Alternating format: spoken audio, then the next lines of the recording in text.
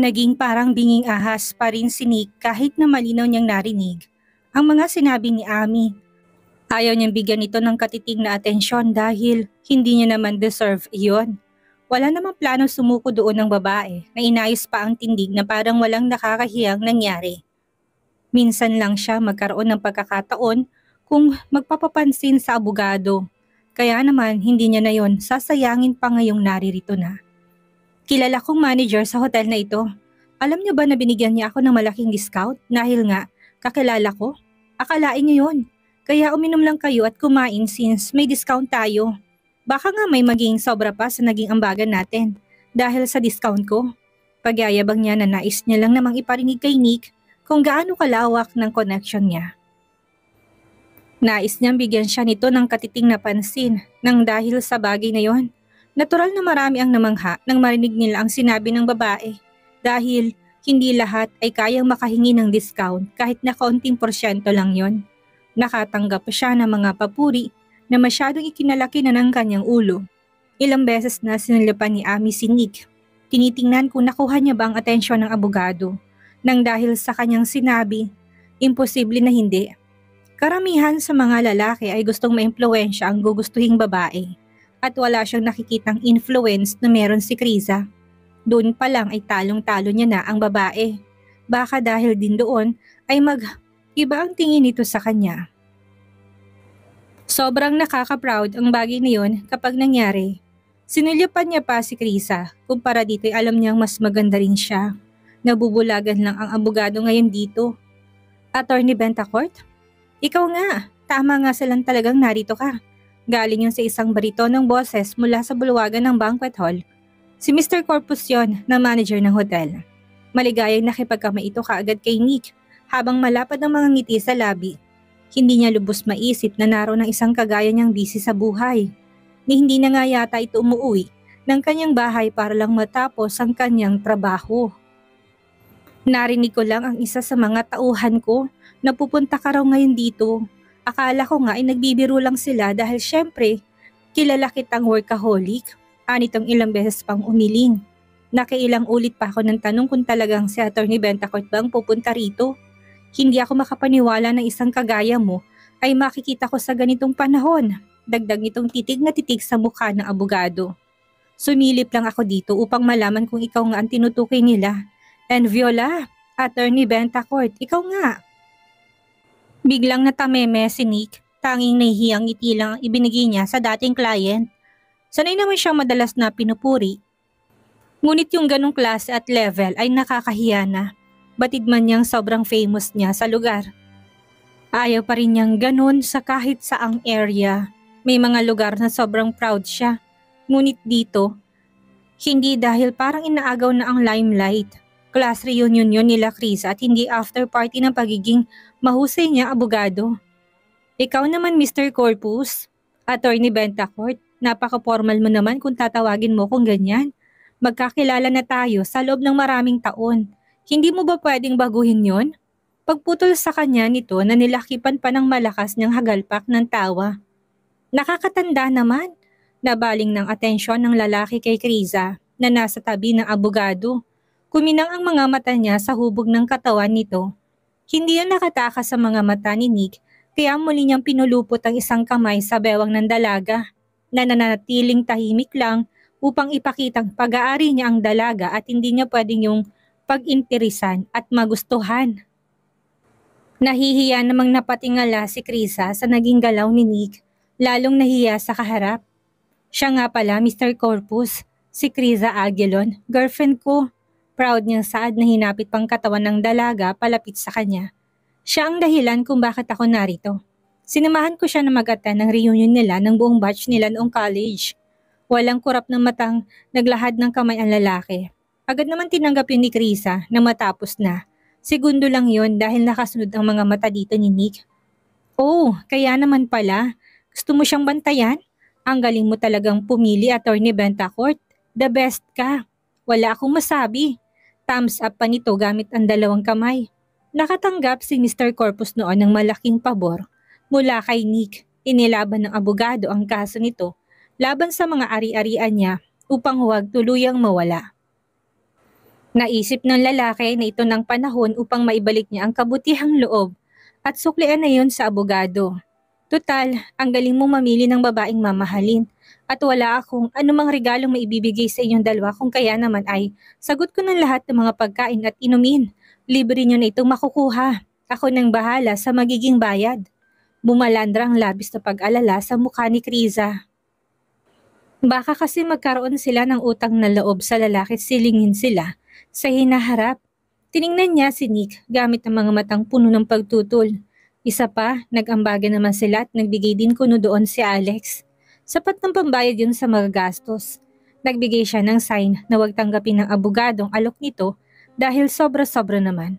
Mabuti sana kung silang dalawa lang ang naroon. Ang dami nila. Malulugi ang manager. Malaking halagang mawawala na kailangan ng bayaran.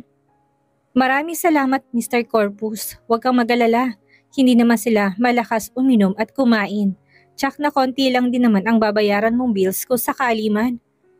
It's okay, Attorney Bentacourt. Walang problema. Basta ikaw. Napaawang ng bibig ni Krisa. Ilang beses niyang kinurot si Nick ngunit hindi siya nito pinansin. Gusto niya sana itong kausapin na huwag ituloy ang bagay na yon. At nakakahiya, kaya lang, hindi pa naman umaalis ang lalaking kanilang kausap sa harapan nila. Paalis na rin kami ng girlfriend ko. Ikaw nang bahala sa mga maiiwan. Aalis na kayo kaagad. Masyado pang maaga. Maaga pang trabaho ko bukas, Mr. Corpus. Sumaglit nga lang kami dito. Sige Attorney Bentacourt. Hatid ko na kayo sa may elevator. Baka hulugan itong saad. Sa loob naman ng banquet hall ay natameme na naman ang mga taong naiwan sa loob nito. Nang marinig ang usapan nila, lalo na si Ami na sobrang napahiya. Wala mang nag-iisip noon pero alam niyang sinampal siya ng kahihiyan. Lalo nang tingnan siya ng ilang kabatch nila. Ang mga bagay kasi na sobrang hirap niyang makuha upang purihin ng mga kasamahan ay nakuha ni Krisa nang walang kahirap-hirap para tuloy siyang clown sa paningin nila. Kinuha ni Ami ang bote ng alak at nagsalin sa kanya ng tangang baso. Pilit siyang ngumiti. Ang isang bote ay nagkakahalaga ng ilang libo at libre ito na para nagbigay lang ng regalong mumurahin kay Krisa dahil girlfriend siya ng abogado. Anong kalokohan naman yon? Ang unfair. Walang pakundangan tinuran niya sa sobrang sama ng loob kay Krisa. Habang sinasabi niya yon ay namumula ng kanyang mga mata habang nakatingin kay Alex. Galaiting tumalikod na si Alex at tumalis, nilagok ng babae ang alak na dahilan kung bakit bigla siyang nakaramdam ng kalasingan. At kakapala ng mukha doon. Malakas na siyang sumigaw upang kunin ang atensyon ni Alex na dismayado ng mukha sa kanya. Alex, you bastard! Alam mo mahal kita, bakit hindi mo ako magawang suklian? Ano bang kulang sa akin na meron ng babaeng yun ha?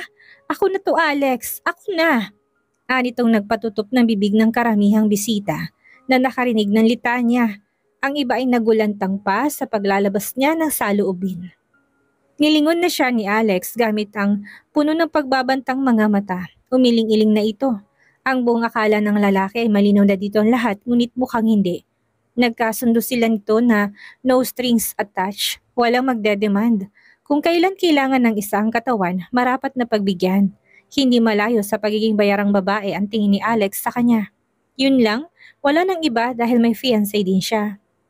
Nagbulungan ng ibang nakarinig. Nadismaya na sila kay Ami dahil ang papansin to. Kanina lang itahasan itong inaakit si Attorney Bentacourt na boyfriend ni Krisa. Medyo nakakaawa na si Ami. Hindi ko kailangan ng pagmamahal mo. Hindi kita kailangan sa buhay ko, Ami. Alam mo yan. Alam mo kung ano ka lang sa buhay ko. Ilagay mo sa lugar yung galaw at salita mo. Lantarang pagtanggi ni Alex na ang buong akala ng lahat ay isa sa mga babae niya si Ami. Napaluha na doon si Ami, dala ng kalasingan. Sobrang nakakahiyang eksenang iyon na huli na niyang naisip. Sino sa mga taong dumalo sa class reunion na ito ang mag-aakalang hahantong to sa ganito? Wala. Hindi nila inaasahan ang biglang dramang mangyayari doon. Walang hiya kang lalaki ka. Matapos mo kong paasahin, ganitong gagawin mo sa akin?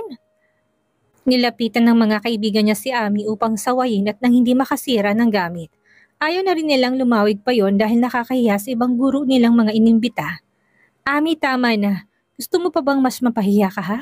Tama na, maawa ka sa sarili mo. Tahimik na sinundan ni Krisa si Nick sa parking lot. Bumagal ang kanyang hakbang na maramdaman ang pananakit ng bukong-bukong Ngunit pilit niya pa ring sumunod dito. Umupo na siya sa may driver's seat matapos na nakangiwing hubarin ng kanyang high heels. Hindi nakaligtas yun sa mas pumungi pang mga mata ni Nick.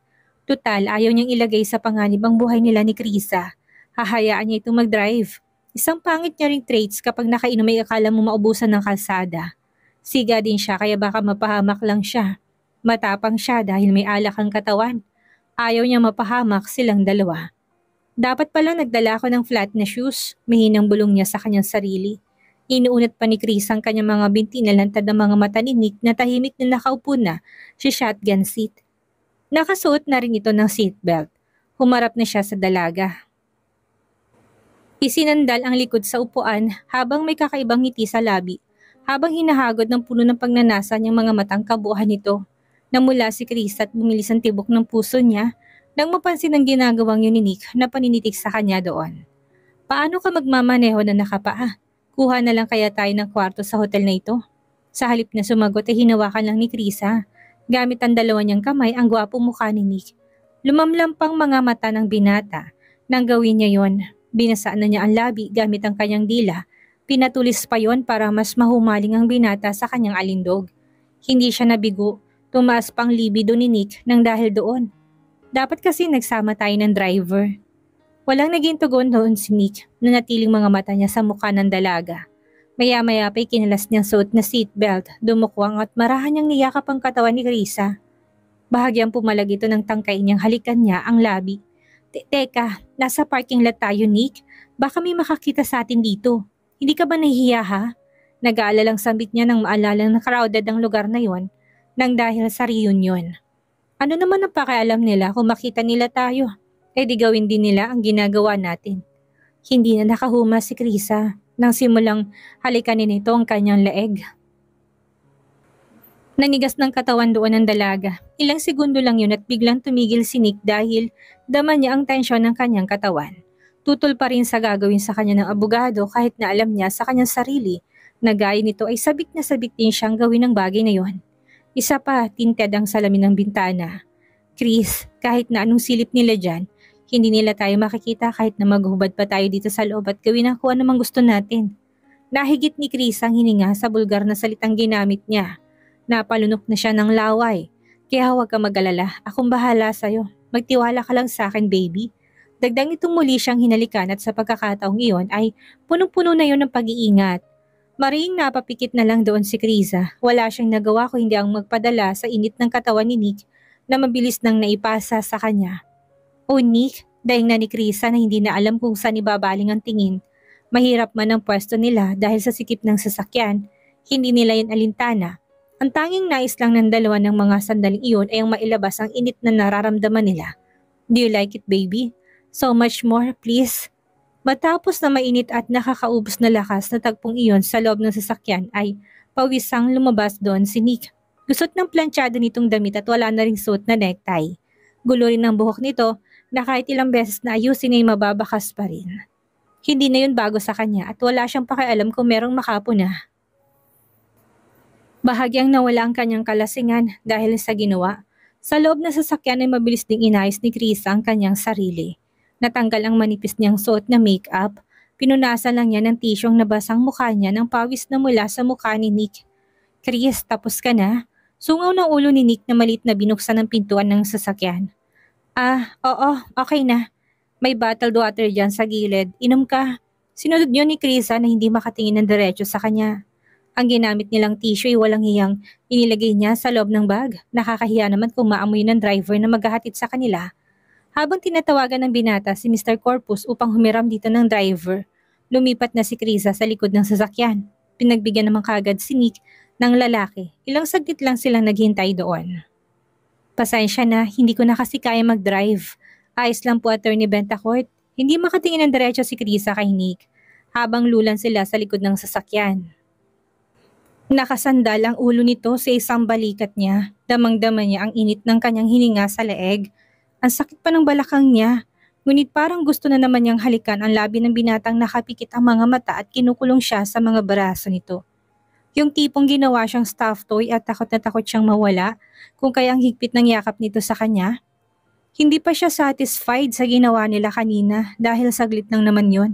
Kumbaga ay mabilis lang. Iniisip niya na pagdating kaya sa penthouse, uulitin nila yon. Baka hindi na dahil matutulog na si Nick. Tsak noon dahil sa pagod. Nakaramdam siya ng lungkot. Gusto niya kasing ulitin yon at magiging ipokrita siya kung itatanggi niya. Nagpandalas ang kanyang paghinga. Ilang beses rin siyang napalunok ng sarili niyang laway. Marahang kinagat na ng dalaga ang pang-ibabang labi. Ipinikit na rin panandalian ang kanyang mga mata nang sa ganun ay baka sakaling mawalang init ng kanyang katawan kung saan pinag-iisip niya ng kalokohan. Attorney Bentacourt, narito na po tayo. Puko ng driver na hindi na rin naman iba sa binata. Otomatikong dinilat ni Nick ang kanyang mga mata at umahon sa pagkakasandal kay Krisa. Napaayos na rin ang upuang dalaga na gawin niya yon dahil hindi naman siya nakatulog. Nakapikit siya, ngunit naglalakbay sa kung saan dako ang kanyang isipan. Maraming salamat, walang anuman Attorney Bentacourt. Paalam ng driver na lumulan na ng taxi. Sa elevator pa lang ay walang imik na muling sinunggaban ni Nick ang dalaga ng halik. Nagulat si Krisa doon dahil hindi naman niya yun inaasahan. Isa pa, may CCTV sa area kung kaya naman hindi niya lubos maisip na kayang gawin niya ng binata. Nangihina ng tuhod dahil sa paghalik na napasandal ng dalaga sa padar ng lift. Hindi iniwasan ng mga halik ng binata, bagkus ay tinugunan niya yun upang ipakita ditong gusto niya ang ginagawa nito. Tinapon na rin ng dalaga ang hiyang ginantihan yon. Alam kong hindi ka pa satisfied kanina baby. Hindi pa noon nawawala ang pananabik mo. Tanging ungol lang na mahina ang naging tugon ni Krisa. Nang muli na namang dinadala sa ibang lugar ng mainit na dampi ng mga halik ng binata. Hindi naputol ang kanilang halikan nang siya makapasok sila ng loob ng penthouse. Natigil lang yung saglit na kailangang buksan pa nila ang main door noon. Ikaw ba? Hindi? Pilyang sagot ni Krisa na pinagapang na ang daliri sa dibdib ng binata. Nakiliti na doon si Nick. Muli niyang hinapit ang bewang ng dalaga pagkapasok nila ng bahay. Sandali ito sa dahon ng pintuan. Tinaas ang dalawang kamay. Sa bandang ulo tinilikang muli ang labi nitong namumula na dahil sa mariin niyang mga halik at hindi dahil sa suot niyang lipstick. Oo, sabik na sabik pa rin ako. Pag-amin ni Nick na inangkin na naman ang labi niya. Para silang nagsasayaw habang magkalapat ang labi patungo ng silid. Nick, yakap ni Krisa sa ulo ng lalaki. Nasa ibabaw na sila ng kama. Pinagliliyab ng init ng kanilang katawan na sobrang nagbabaga na. Napuno pa ng malakas na mga ungol ang silid. Ilang sandali pa ang lumipas at sabay na silang napasigaw ng marating ang rurok ng sukdulan. Hinihingal na bumagsak ang katawan ni Nick sa kanyang ibabaw. Niyakap naman to ni Krisa na para bang yun lang ang kaya niyang gawin kahit nakapwa naman sila hinihingal at napagod sa mga ginawa. Ang init, nakalimutan nating buksan ang aircon. Natatawang tura ni Nick na nilingon si Krisa sa tabi na kagaya niyang naghahabol rin ng hininga. Oo nga, hagalpak na rin ni Krisa na medyo nahihiya sa binata.